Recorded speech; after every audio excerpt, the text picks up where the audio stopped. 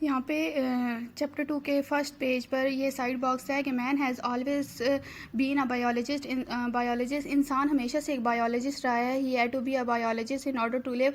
उसे ज़िंदा रहने के लिए एक बायोलॉजिस्ट बनने की ज़रूरत थी। Early in history he was a Hunter of animals and a gatherer of fruits. वो कह रहे हैं कि अगर हिस्ट्री में अर्ली देखें तो वो इंसान एक हंटर यानी एक शिकारी था, एनिमल्स का शिकार करता था, और गैदरर ऑफ फूड और फूड कलेक्ट करता था, इकट्ठा करता था। Gatherer of fruit seeds and roots, ये सीड्स फ्रूट और रूट्स को गैदर करता था, इकट्ठा करता था।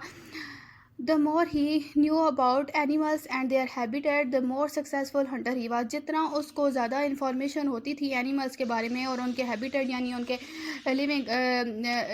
लिविंग जो भी स्टाइल है या उनका जो भी इन्वायरमेंट है उससे रिलेटेड जितनी उसको इन्फॉर्मेशन होती थी, इतना ही वो सक्सेसफुल होता था अपने शिकार में।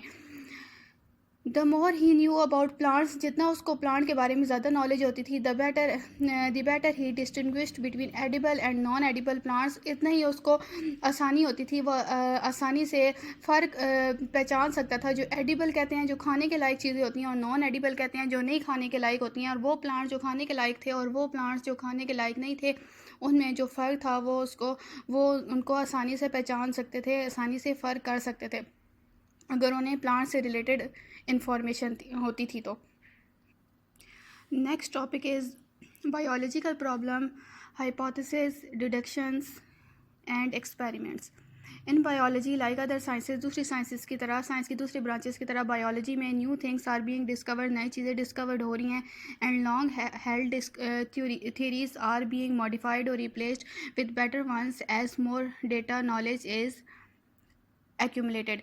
और जो पहले से जो थियरीज मौजूद थी उनमें मॉडिफिकेशन यानी उनमें चेंजेस हो रही हैं, और रिप्लेस्ड मीन उनको रिप्लेस करके उनकी जगह नई थियरीज अडॉप्ट की जा रही हैं। Better knowledge with better ones as more data knowledge is accumulated. वो कह रहे हैं कि जैसे जैसे बेटर डेटा और बेटर जो नॉलेज है वो एक्यूमुलेट हो रही है यानी जम हो रही है, उसको इकट्ठा किया जा रहा है, हम बेटर नॉलेज को एक्यूमुलेट कर रहे हैं। उस लिहाज से हम जो पुरानी थियरीज हैं उनमें मॉडिफिकेशन भी कर रहे हैं और उनको रिप्लेस भी कर रहे हैं न्यू वंस के साथ। This happens when biologist recognise some biological problem and go for a solution. ऐसा तब होता है जब कोई भी बायोलॉजिस्ट किसी भी बायोलॉजिकल प्रॉब्लम को रिकॉग्नाइज करता है यानी उसको पहचानता है, and go for a solution, और उसको सॉल्व करने की तरफ जाता है कि उसने किस तरह से इस प्रॉब्लम को सॉल्व करना है।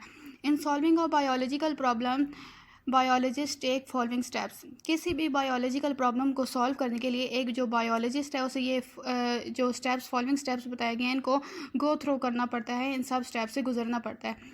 और ये स्टेप्स हैं रिकॉग्निशन ऑफ बायोलॉजिकल प्रॉब्लम। पहले वो प्रॉब्लम को पहचानता है कि वो प्रॉब्लम है कैसा। ऑब्जर्वेशन, फिर उसके बारे में ऑब्जर्वेशन करता है यानी मुशाहिदा करता है। हाइपोथेसिस फार्मूलेशन, फिर उसे कोई ना कोई हाइपोथेसिस फार्मूलेट करता है, बनाता है। डिडक्शन, फिर उसे उस हाइपोथेसिस से वो कोई लॉजिकल रिजल्ट बनाता है। एक्सपेरिमेंटेशन, और फिर उस पर क्या करता है, एक्सपेरिमेंट्स करता है डिफरेंट। समराइजेशन ऑफ रिजल्ट, और फिर उस रिजल्ट को समराइज करता है यानी इकट्ठा करता है, गैदर करता है एक ऑर्गेनाइज्ड फॉर्म में। जिस तरह से क्रिएट टेबल्स, ग्राफ्स, वो टेबल क्रिएट कर लेता है या फिर ग्राफ्स बना लेते हैं एक्सेट्रा। रिपोर्टिंग द रिजल्ट, और फिर उस रिजल्ट को रिपोर्ट किया जाता है यानी उसको पब्लिश किया जाता है। The details of these steps are as under.